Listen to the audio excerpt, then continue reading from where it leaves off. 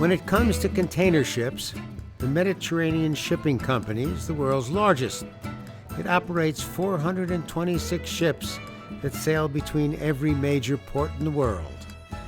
It was founded in 1970 when Gianluigi Aponte bought a second-hand ship and started shipping stuff from the Mediterranean to Somalia.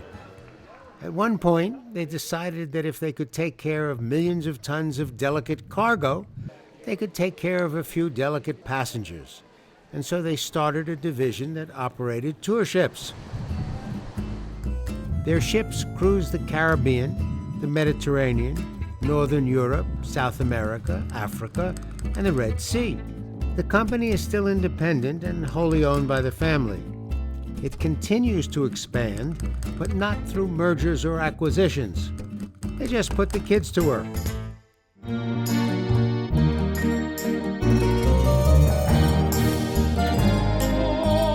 I noticed that one of its cruises had an itinerary that matched my interest in the history of Venice. The cruise starts in Venice, then goes on to the city of Bari on the east coast of Italy. At that point, it crosses the Adriatic Sea and visits Montenegro, Greece, Turkey, Malta, Sicily, and Rome. The trip ends in Genoa.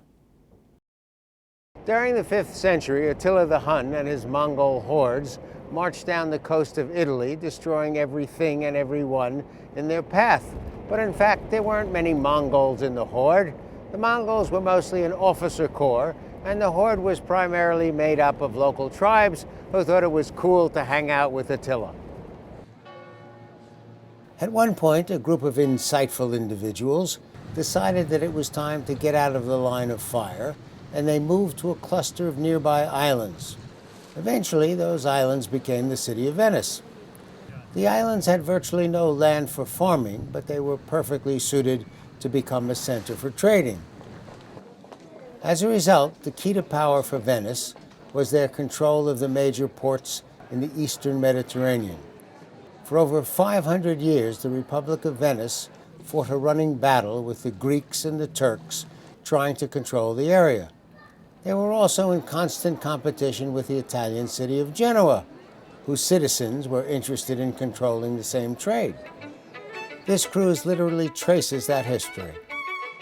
The Venetians were famous for building great ships. The high-sided cogs were the bulk carriers of the Venetian trade, kind of like the container ships of MSC. The Venetian war galleys were low, sleek, and fast, and the Bucentoro was the lavish ship of the ruler of Venice.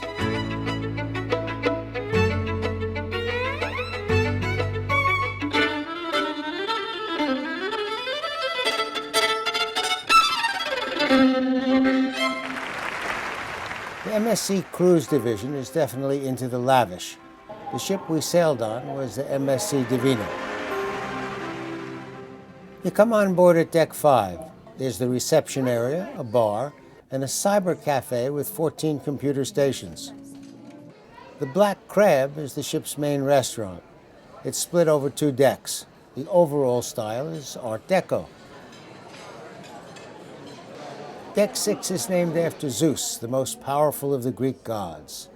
The central element on Deck 6 is the Piazza del Doge.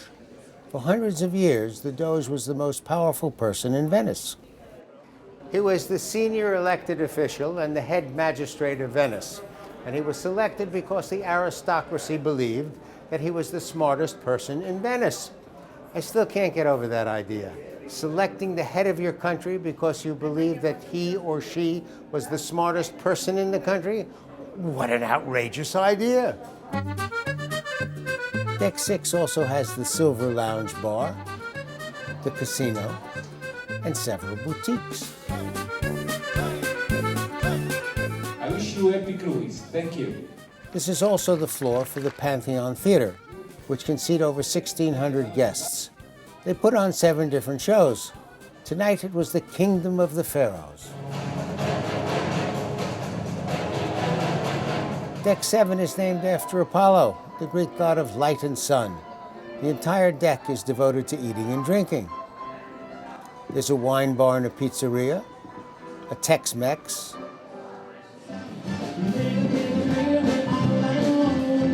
the black and white lounge, a coffee area, a jazz bar. There's a place with live music all night. And the sports bar with 10-pin bowling.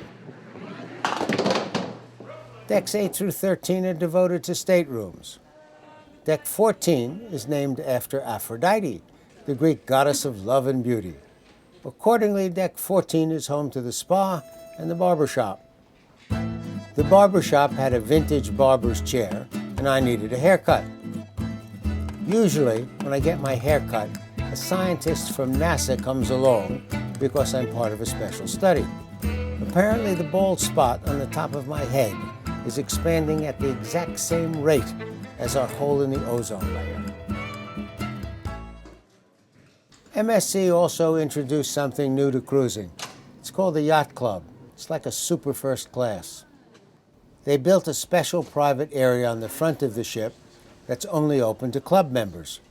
They have priority embarkation and debarkation, 24-hour butler service, 24-hour private concierge service, a private lounge with free drinks and an afternoon tea service, a private pool with a solarium, 2 hot tubs and a bar, and its own restaurant. Suite number 16007 was designed with the help of Sophia Loren. Rich reds, specially designed lamps, and a red carpet were selected by Miss Loren. Photographs of some of her most famous roles hang on the walls. The dressing table is a replica of the one Miss Loren uses in her room. There's also a library where Sophia Loren picked the books. And that's the ship.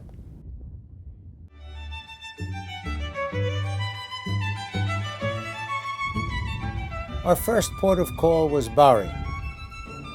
Bari is an ancient port on the east coast of Italy, a major economic center and a university town.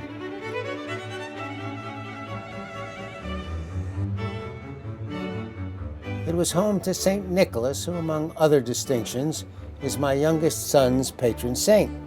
So visiting Bari's Basilica of St. Nicholas was essential.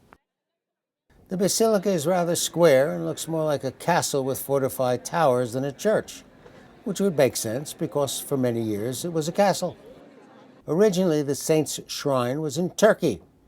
When Turkey was taken over by the Saracens, it seemed like a good time to move Nicholas's relics to a more appropriate location.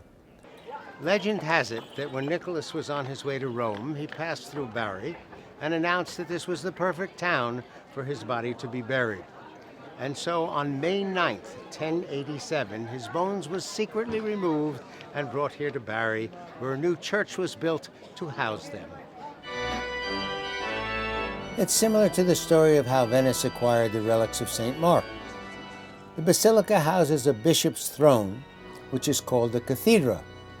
If a church has a cathedra, it is entitled to be called a cathedral. This one dates back to the 11th century and is considered to be one of the most important sculptural works of the Romanesque period. The crypt has 26 columns with supporting capitals in Byzantine and Romanesque style, and it houses the relics of St. Nicholas. Bari's church is particularly unusual in that it is an important pilgrimage destination for both Roman Catholics and Orthodox Christians. While we were filming in the crypt, an Orthodox group arrived. They had traveled to Bari with their local priest in order to hold a special service. Since the fall of the Iron Curtain, there has been a dramatic increase in the number of pilgrims coming here from Eastern Europe.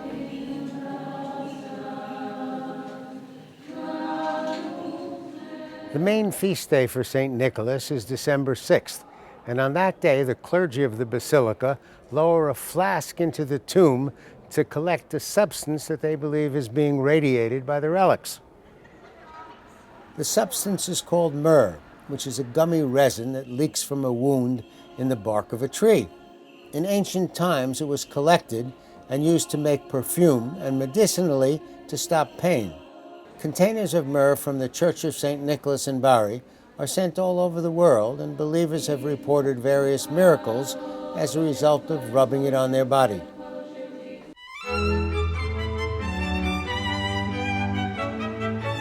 The next day we anchored in the harbor of Kotor on the coast of Montenegro. The old port of Kotor is located at the end of a secluded fjord. Actually, it's not a fjord, it's a prehistoric submerged river canyon. The area has been inhabited since the 5th century BC, and during the 2nd century BC, it was part of the Roman Empire. When I walked into this square and saw the church, I saw two numbers, 2009 and 809, and I assumed that a 1 had dropped down from the 809, and they were really talking about 1809. But in fact, there was no 1. They were celebrating 1,200 years, 809 to 2009. In 1420, the city was taken over by the Republic of Venice. Its walls were fortified, and it remained part of the Venetian Republic until 1797, which is why the buildings in the old city look so much like the buildings in Venice. Kotor is surrounded by protective ramparts that descend from the top of Mount St. Ivan. The walls skirt the two short streams with their movable bridges and embankments. This continuous system of fortification runs for about 3 miles along the sloping range of the hills. Strategically, it's the most important part of the town. For decades, Hungary had ruled the Adriatic coast. But then in the 1300s, the Ottoman Empire began to challenge the small cities along the shore. Cities that had fought against Venetian control for hundreds of years suddenly began to seek their protection, and Kotor was one of those cities. Control of the Dalmatian shoreline was essential to Venetian sea power, but the Republic was highly selective as to which cities would receive its protection. The deal had to make economic sense. Venice was always ready to protect a city. It just had to be a place where they could make a buck. The St. Nicholas Church on Kotor's main square was built in 1616.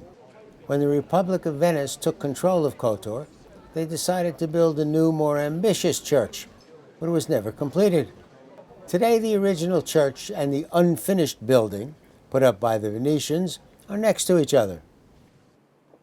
During the 17th and 18th century, Kotor lost its economic lead to the maritime settlements that surrounded it, especially the town of Parast.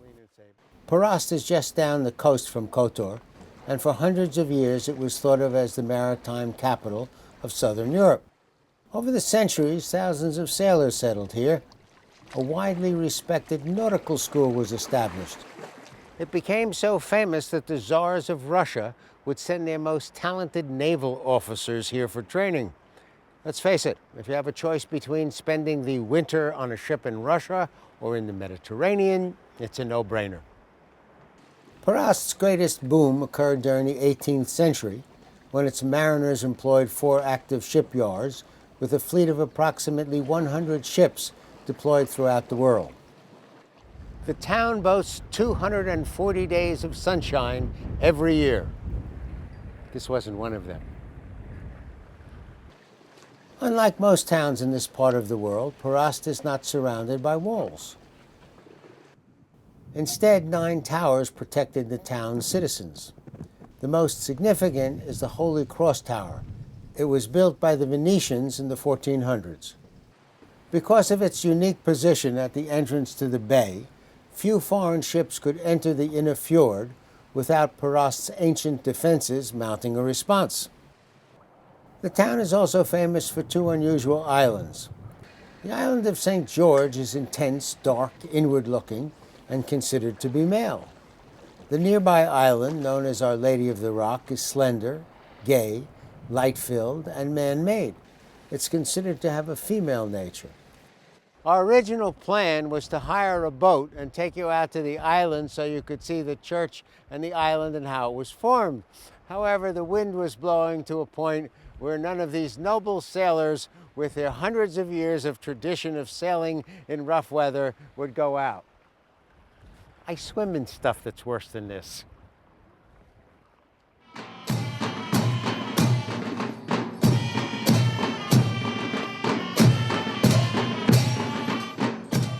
The next day, we sailed into the harbor of Marmaris. Marmaris in southwest Turkey is a port city on the Mediterranean. It's on a part of the coast that is often called the Turkish Riviera. It is the country's most sophisticated resort.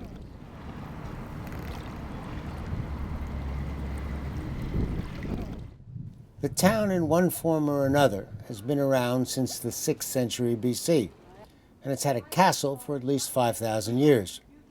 For centuries, it was a small fishing village, but during the 1980s, it experienced a construction boom, which resulted in a new shopping area filled with bars and restaurants.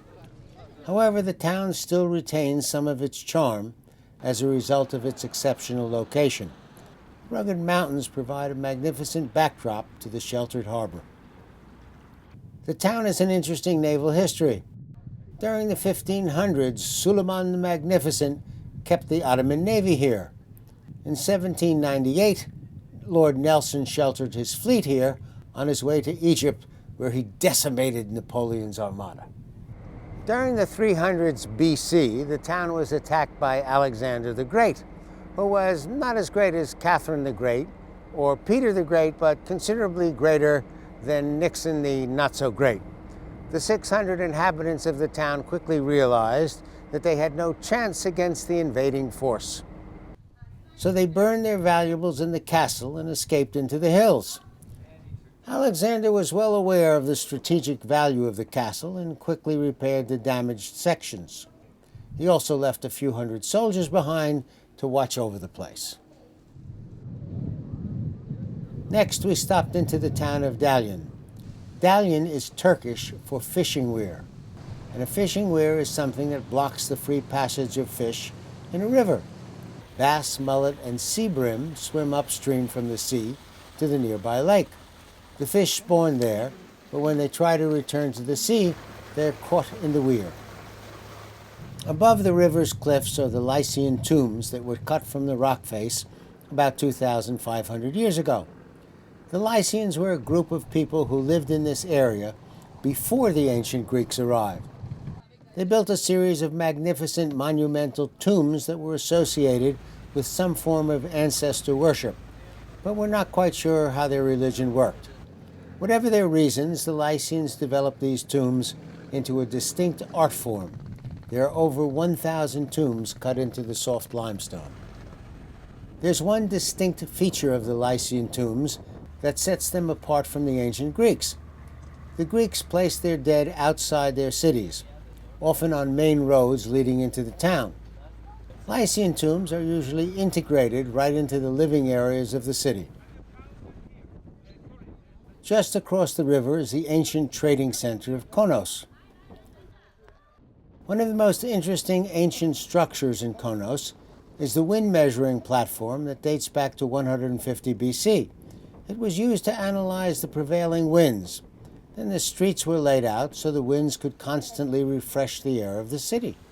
Smart. The spectacular Konos city walls were erected during the 4th century BC. They're extra large in relation to the city's population, probably because the rulers had high expectations of the future as a marine and commercial port. At the time, it seemed like the right thing to do.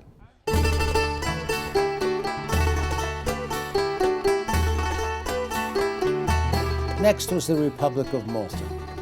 The Republic of Malta is made up of a group of islands in the middle of the Mediterranean Sea. They are about 50 miles south of the Italian island of Sicily. For hundreds of thousands of years, Sicily was connected to North Africa by a land bridge. When the last ice age ended about 10,000 years ago, water levels in the Mediterranean Sea rose. The high points on the land bridge became the islands of Malta. During the 1500s, Emperor Charles V gave the island of Malta to a military and religious order. These days they are known as the Knights of Malta. The Knights were victorious in a battle with the Ottomans, after which they decided to increase Malta's fortifications. They also built the new city of Valletta, which was named after their leader, Jean de Valletta. Over the centuries, the Knights of Malta became increasingly unpopular. At one point, the local population encouraged Napoleon to stop in and free them from the Knights. In 1789, Napoleon was on his way to Egypt to begin his attack on North Africa. But in the spirit of unfriendshipness, he decided to stop into Malta for a week and get rid of the Knights. And this was the building he stayed in during that week. And quite a week it was, too. During that single week, he abolished slavery, he set up a system of public education, he started a university, he started building 15 primary schools, and he granted the people of Malta all of the rights and freedoms traditionally associated with the French Revolution. And in keeping with his personal schedule and the size of his ego, on the 7th day he rested. On the 8th day he headed off to Egypt. But the French troops he left behind became as unpopular as the old Knights. They were always stealing things from the Maltese churches to help pay for Napoleon's expenses in Egypt. And so the Maltese invited the British to free them from the French. And the British sent their naval forces and surrounded and blockaded the island. And the French surrendered. And Malta became part of the British Empire. But they had a very special deal. They said, okay, you British people, you can protect us, but Malta belongs to the people of Malta, and you cannot mess about with us. Valletta has something they call the Co-Cathedral of St. John.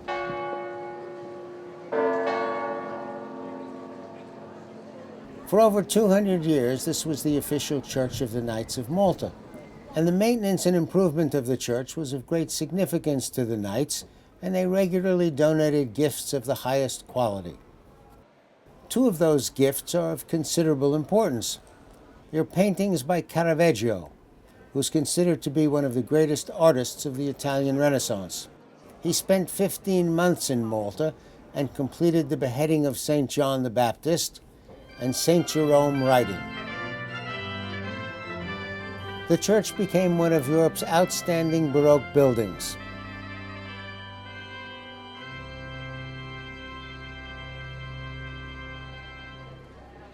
Trying to find a good place to eat in a town you don't know is always a challenge. We lucked out with a recommendation from the local tourist board. It's called Nenu, the artisanal baker. It was built by a local baker with part funding from the European Union. The EU has an organization called the European Regional Development Fund, and its job is to help organize and put up some of the money to start businesses that protect historical elements in the community and improve the quality of life for the local residents. We each ordered a different traditional Maltese dish. Tira is something like a pizza. The dough is thicker, more like a bread. The toppings include fresh tomatoes, onions, Maltese cheese, potatoes, anchovies, olives, and green peppers. Fantastic stuff. There was a fish and garlic soup with side dishes of potatoes and garlic toast, ravioli filled with the local sheep cheese and topped with tomato sauce, pork chops smothered in sautéed onions, and an outstanding beef stew.